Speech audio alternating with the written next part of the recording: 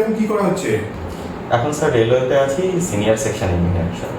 আচ্ছা, রেলে এই যে এলএইচবি কোচ এখন দেওয়া হচ্ছে, আগেকার কোচগুলো থেকে এবার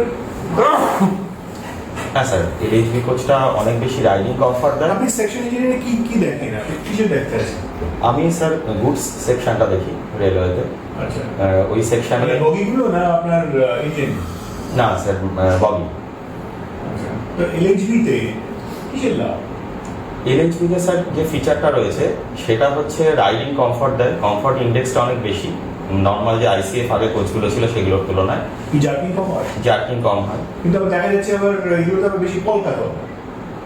ওটা স্যার লাইট ওয়েট করা হয়েছে ইচ্ছা করে যাতে স্পিডটা বাড়ানো যায়।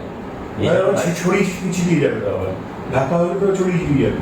হ্যাঁ স্যার, এতে একটা ফিচার রয়েছে, স্পেশাল ফিচার এলএইচবিতে, সেটা হচ্ছে অ্যান্টি টেলিস্কোপিক ফিচার রয়েছে।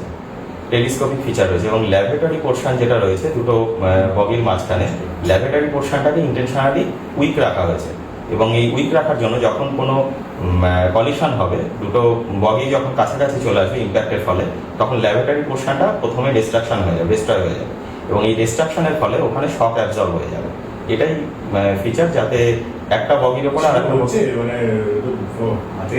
হ্যাঁ স্যার, অনেক কমে গেছে, অনেক কমে গেছে স্যার।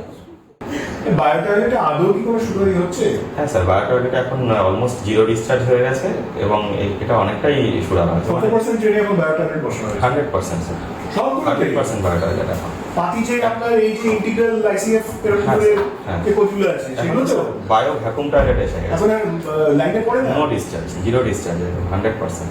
পাও তাই না, জানতে পারলো ক্লগ হয়ে যায়? ক্লগ স্যার হয়, ক্লগের প্রবলেম আসে, কিন্তু এটা এন রুটে যে ইএনএইচএম স্টাফ থাকে তারা ওই ক্লগের প্রবলেম সলভ করে এবং আপনি জয়েন করবেন কবে ডব্লিউবিআরএস? এটা স্যার রিসেন্ট বেরোনোর কথা রয়েছে, অ্যাপয়েন্টমেন্টটা বেরোনো। ভালোই তো আছেন তো ডব্লিউবিআরএস, তাহলে আর এখানে কেন? এক্সিকিউটিভ পেতেই হবে। হ্যাঁ স্যার, পেতে যে না পেলে কি হবে?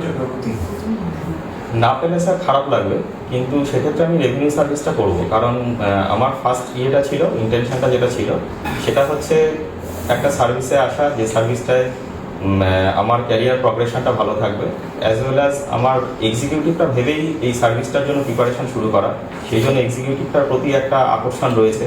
না পেলে আমাকে ক্যারিয়ার প্রগ্রেশনের দিকে চিন্তা করে আমাকে সব পেলে নষ্ট জীবন,